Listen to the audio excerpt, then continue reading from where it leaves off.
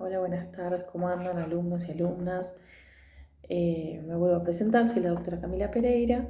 En este caso vamos a estar dando la unidad 6, que habla de posición del derecho, lo que es la doctrina, jurisprudencia, costumbre, cuáles son los caracteres, cuáles son las diferencias y similitudes y demás. Van a tener información en el campus y también hay un PowerPoint y por supuesto también van a poder sacarse dudas al respecto. Bueno, para empezar vamos a hablar de posición al derecho, ¿sí? Posiciones del derecho, ¿qué son? Bueno, el derecho se caracteriza por ser un orden abstracto incorporado a fórmulas, ¿sí? Y el traslado de la idea moral de respeto al otro, ¿sí? A las fórmulas objetivas, el episodio de la creación del derecho por el hombre, ¿sí? Ese traslado se designa técnicamente posición del derecho. Cualquiera sea la forma, ¿sí?, que la posición del derecho eh, asuma. En este caso estamos hablando de ley, costumbre, jurisprudencia o doctrina, ¿sí? Sea cual sea, este contenido moral deberá, ¿sí?, de alguna forma estar presente. De otro modo, las reglas no serán de derecho. Asimismo, tendrán que respetar, para que la solución sea correcta, los datos que provienen del estudio de la naturaleza de las cosas. Resulta imprescindible, ¿sí?, que las soluciones puestas en las fórmulas respondan a la exigencia del respeto a la dignidad del hombre, ¿sí?, y tengan por finalidad lograr la armonía en las relaciones sociales, que esto deriva de la definición propia que dimos al principio del doctor Negri, ¿sí?, la definición de derecho. Entonces, como venimos diciendo, ustedes tienen que saber que el derecho, ¿sí?, se caracteriza por ser un orden abstracto incorporado a fórmulas. Eso es lo que más claro tienen que tener. Las características, que también las habíamos visto en su momento, presenta la posición del derecho, ¿sí?, presenta algunas notas características que valen la pena, ¿sí?, para cualquiera de sus modos a saber. Teníamos la generalidad, ¿sí?, en donde la regla jurídica se refiere a los posibles conflictos que se susciten de manera abstracta, ¿sí? Plantea y resuelve un número indefinido de casos, ¿sí? Descansa en estructuras básicas de la naturaleza humana y del mundo circundante. Otro carácter es la historicidad, ¿sí?, porque toda la obra del hombre, ¿sí?, la creación del derecho es parte de ella, ¿sí?, de la historia. Y se encuentra inserta en la historia misma, ¿sí?, porque el desarrollo de la conciencia jurídica puede observarse a través de las distintas posiciones, ¿sí?, que se han traducido ese contenido en el transcurso del tiempo. Tal es así que un derecho que se desvinculara de los datos que la realidad le proporciona, ¿sí?, no podría desarrollar elementos que armonicen la vida social. Otro carácter es la permanencia y evolución, ¿sí? Esto significa que una vez alcanzada, ¿sí?, se presenta como la solución definitiva permanente. Sin embargo, el derecho se presenta en una constante, irreversible y lenta evolución, ¿sí? Porque a medida que avanza el perfeccionamiento moral del hombre, las fórmulas deben ser adecuadas, ¿sí?, a estos conflictos, ¿sí?, a su mejor conocimiento de las exigencias éticas. Después tenemos la universalidad, ¿sí?, que la regla jurídica, por traducir una idea universal, vale para toda la humanidad, ¿sí?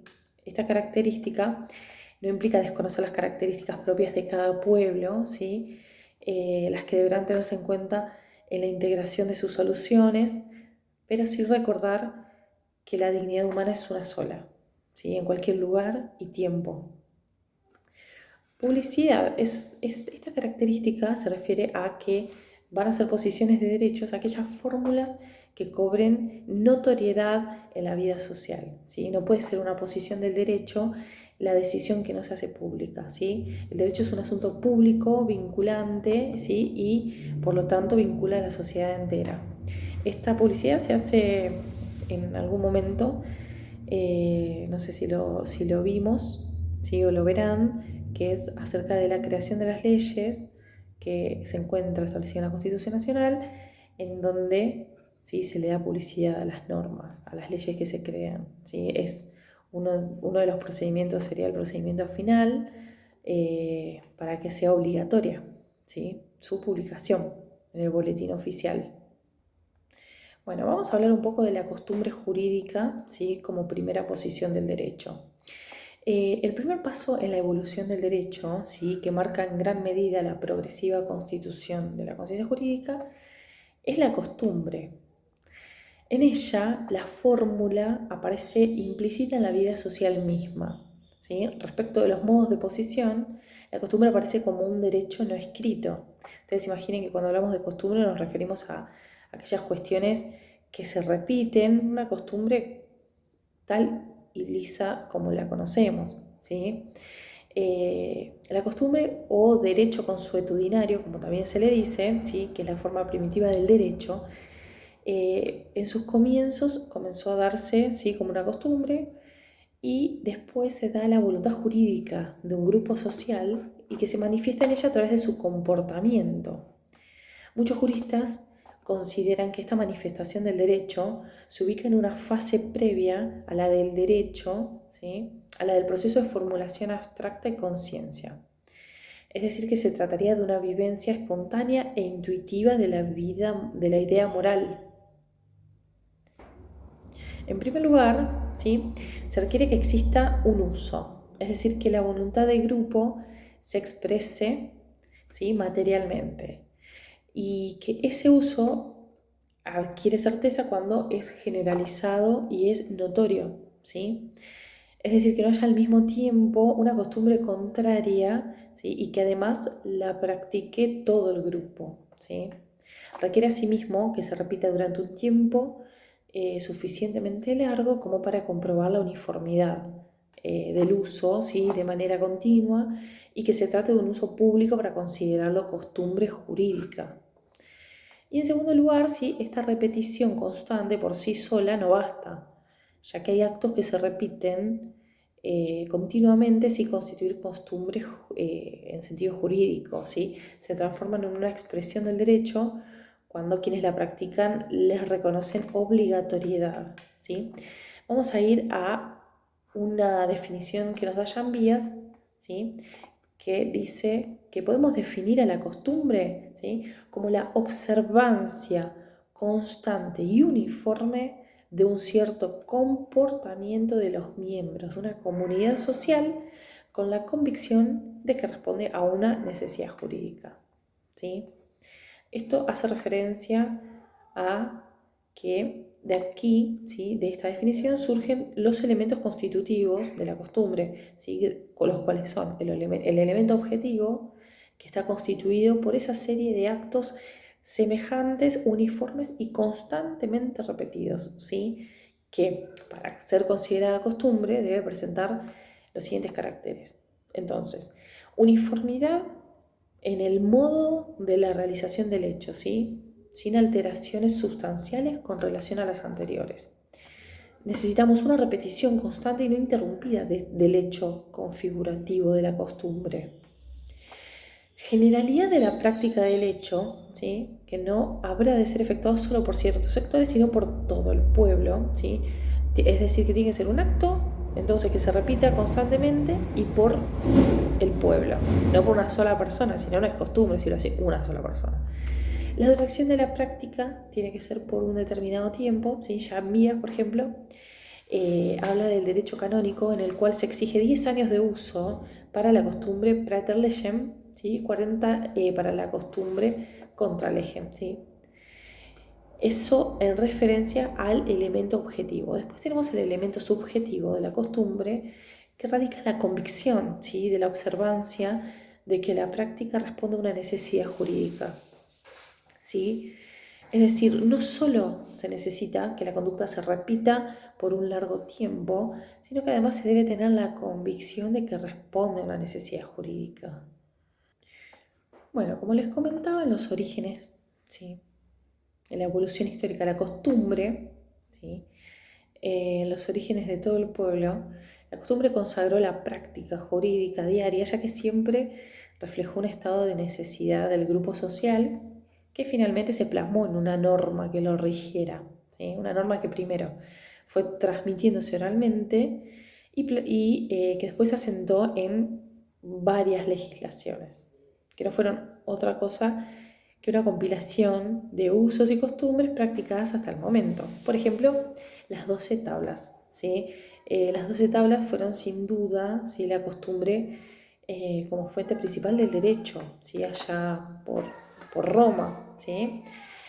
Fue la primera obra codificada que apareció en Roma, la cual no fue otra cosa que la redacción del antiguo derecho consuetudinario legado por la tradición.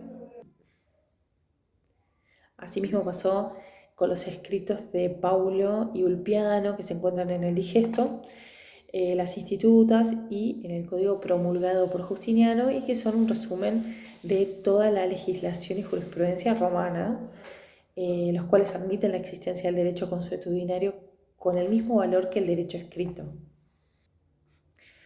Bueno, tal como les referí acerca de la costumbre, ¿sí?, existen complejidades en la vida social y multiplicidad de costumbres, ¿sí?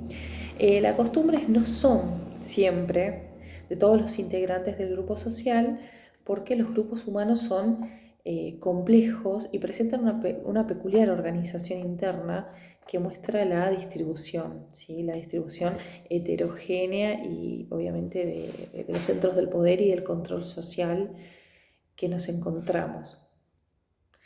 De hecho, en la actualidad, ¿sí?, con el avance de la sociedad, los cambios sociales, avance de la tecnología, hay distintos factores determinantes, ¿sí?, la franja etaria.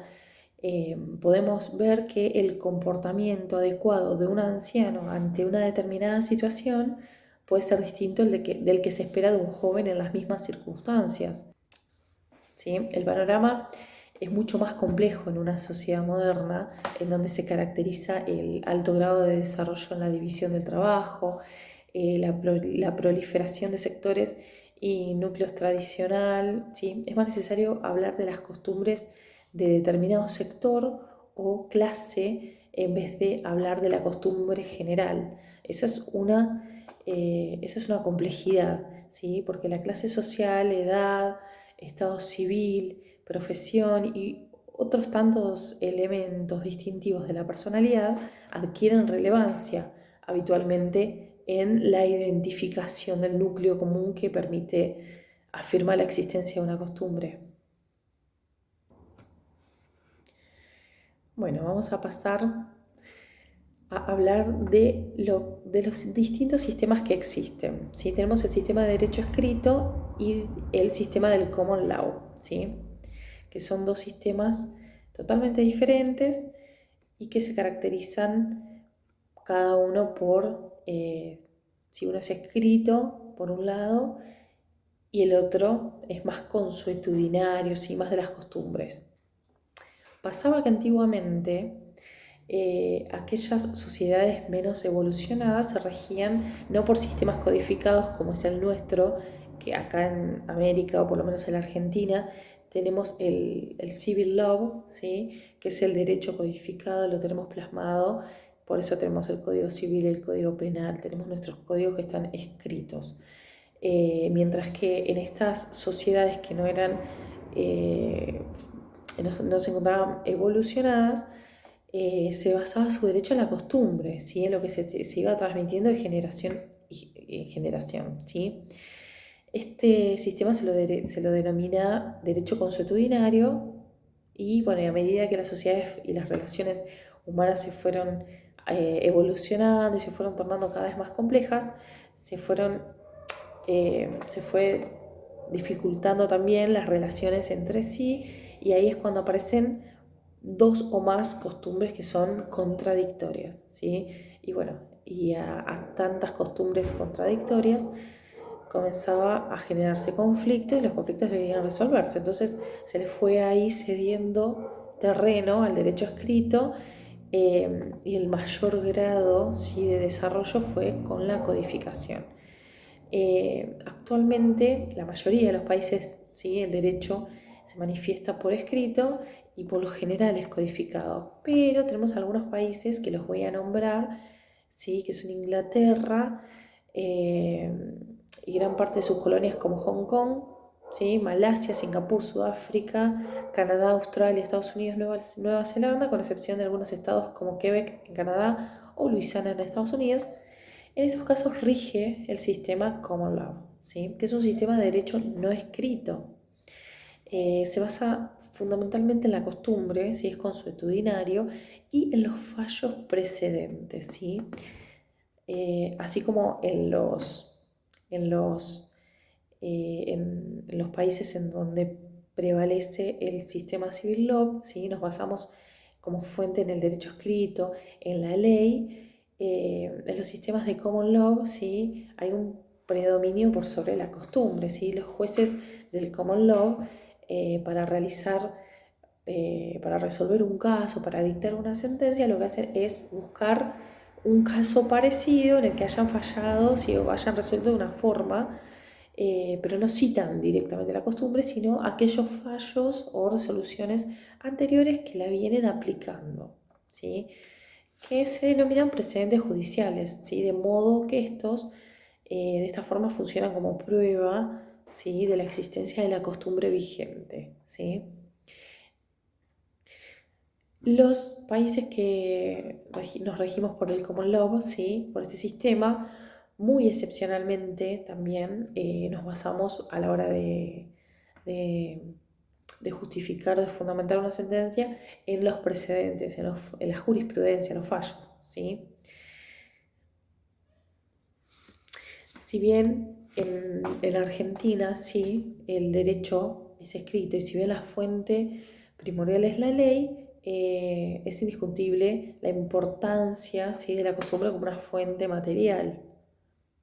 Entonces podemos sintetizar, ¿sí?, diciendo que las diferencias entre los distintos sistemas, ¿sí?, entre el sistema del common law y del civil law, es la importancia, ¿sí?, o la jerarquía o la preponderancia que estos dos sistemas le dan a cada fuente, ¿sí? El common law va a ser más basado en la jurisprudencia, en la costumbre, ¿sí?, en los precedentes jurisprudenciales, ¿sí? Mientras que el civil law va a basarse más que nada en el derecho escrito, en el texto de la ley, en lo codificado, ¿sí? Se va a basar en la letra de la ley. En nuestro derecho, actualmente, ustedes cuando ejerzan la profesión, o quienes también trabajen bajo relación de dependencia en algún lugar, en el Poder Judicial, van a ver que la costumbre no es tan importante si se lo compara con la ley. Pero bueno, hay algunas ramas de derecho, ¿sí?, particularmente derecho comercial o de navegación, sí, que su campo de aplicación es bastante amplio, y la costumbre, independientemente de su valor autónomo, tiene mucha importancia como antecedente histórico de la ley. La costumbre, ¿sí?, se clasifica en, según la ley, más allá de la ley y contrarias a la ley, ¿sí? Se los voy a decir en latín. Según la ley, secundum legem, se escribe secundum legem. Más allá de la ley, se escribe praeter legem, y contrarias a la ley, contra legem. La secundum legem, ¿sí?, según la ley, es la norma consuetudinaria que deriva su vigencia de una disposición de la ley, ¿sí? Fueron las costumbres previstas, ¿sí?, en el originario artículo 17 del Código Civil, el de Vélez, el cual prevé lo siguiente: los usos y costumbres no pueden crear derechos sino cuando las leyes se refieran a ellos, ¿sí? Este tipo de costumbre es muy utilizada, por ejemplo, en los contratos, ya que sus cláusulas quedan sujetas a lo que dispongan las partes, y en caso de que no lo hagan, habrá de regirse por los usos del lugar o la costumbre del lugar, ¿sí?, como suele establecerse en el Código Civil. Ya en vías entiende que el orden jurídico posee plenitud para resolver cualquier controversia posible por aplicación de los principios generales o particulares del mismo ordenamiento. No obstante, este forzado regimiento legal cede y torna necesario reconocer la existencia de las lagunas. Entonces, ¿qué es lo que quiere decir? Que este tipo de costumbres, ¿sí?, va a ser importante o va a prevalecer cuando, cuando los interesados se refieran a ellos, ¿sí?, digan, no, vamos a resolverlo de esta manera, que estamos acostumbrados a hacerlo de esta manera, o como dije precedentemente, que es cuando existe una laguna legal, es decir, que no está arreglado legalmente, entonces, bueno, listo, vamos a hacerlo a través de la costumbre esta. Es ese el valor o la importancia que tienen las costumbres estas que estamos hablando, ¿sí? Las Praeterlegen. Entonces vamos a repasar. La Secundum Legem, que son según la ley, ¿sí?, como dije, es la norma consuetudinaria que tiene su vigencia en una disposición de la ley, ¿sí?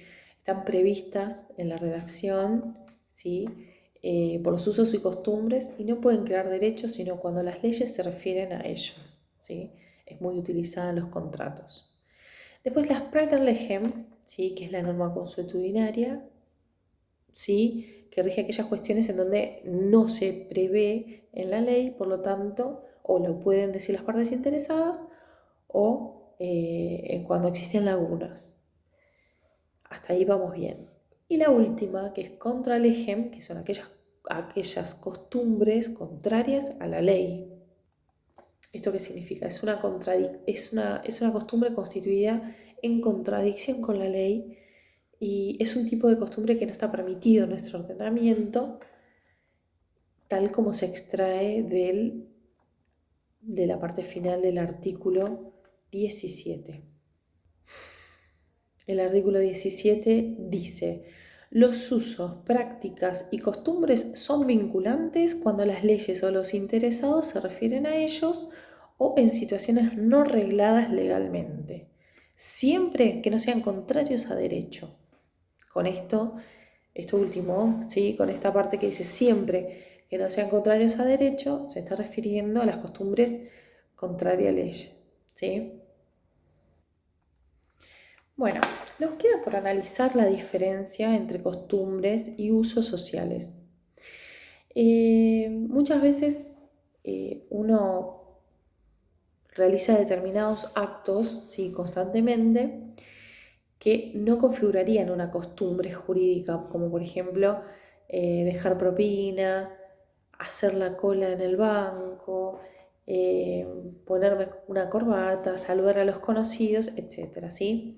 Pero bueno, son determinadas conductas que se les atribuye vulgarmente, ¿sí?, una cierta obligatoriedad, es como un deber moral que uno tiene cuando uno saluda a otra persona, pero no constituyen, ¿sí?, una costumbre jurídica en sí, porque no definen derechos y tampoco tienen la obligatoriedad, ¿sí?, que es uno de los caracteres que les mencioné de la costumbre.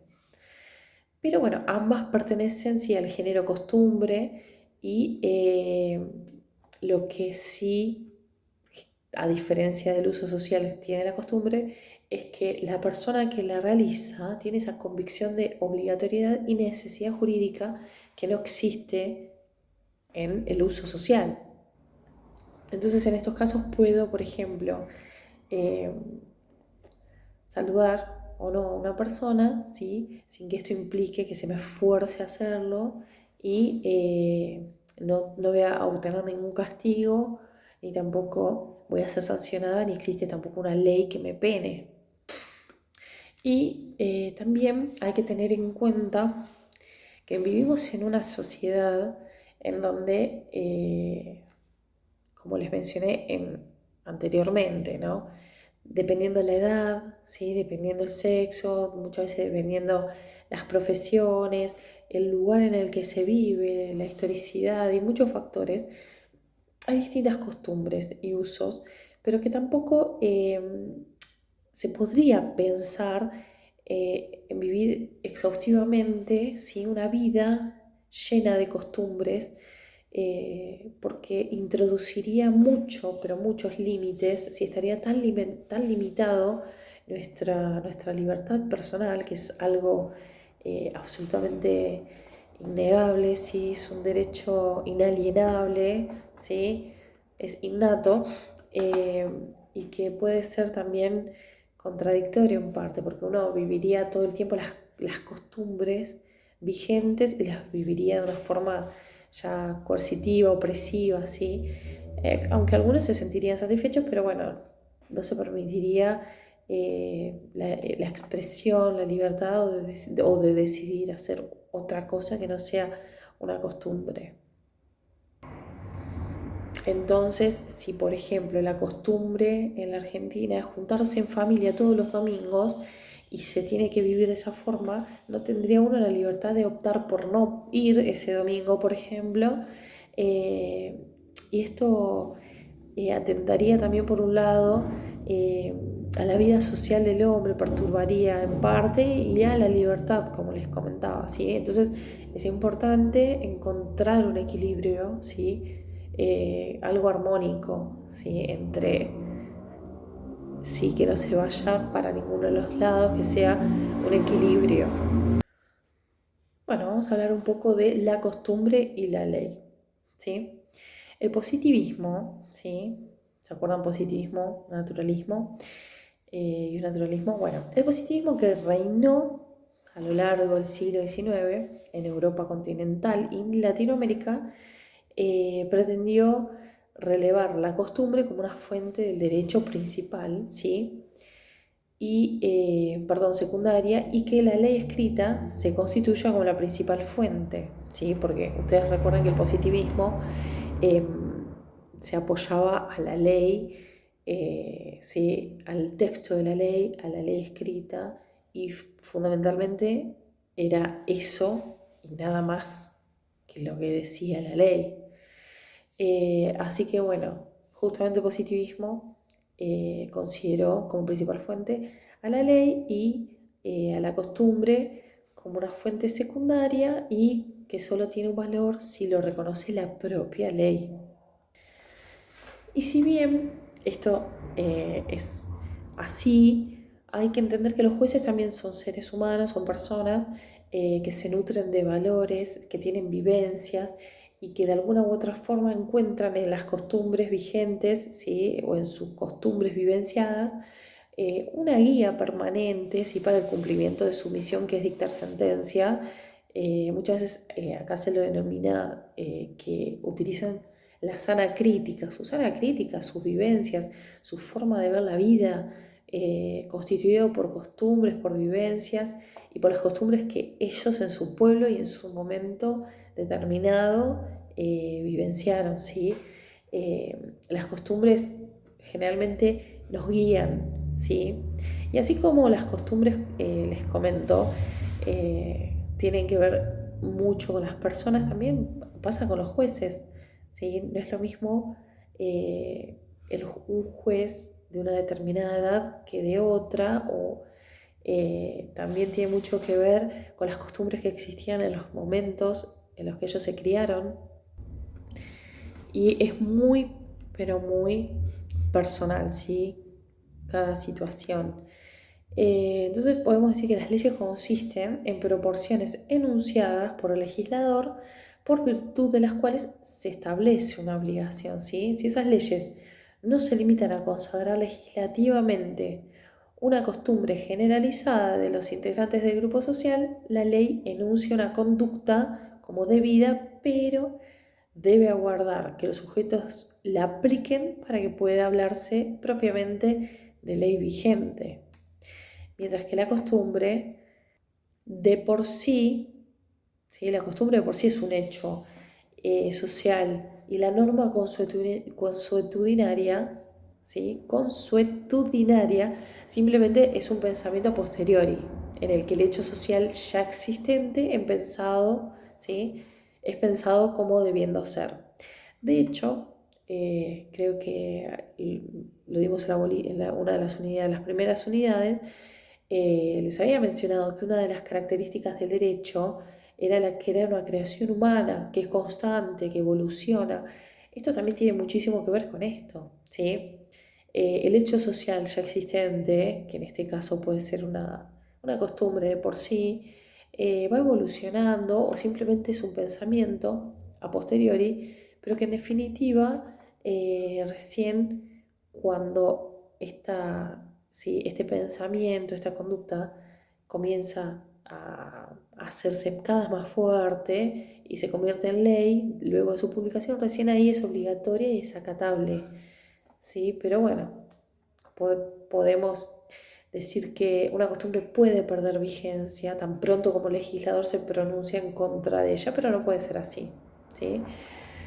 Eh, puede tratarse de una costumbre tan arraigada en el alma de los miembros del grupo social que los funcionarios de la comunidad no se animen a aplicar las sanciones que correspondan a quienes la han violado. O sea, puede pasar, ¿sí? Que la imposición de una nueva ley siempre requiere un mínimo de apoyo colectivo, ¿sí? La buena voluntad y la buena aceptación deliberada de un núcleo en el seno del grupo social.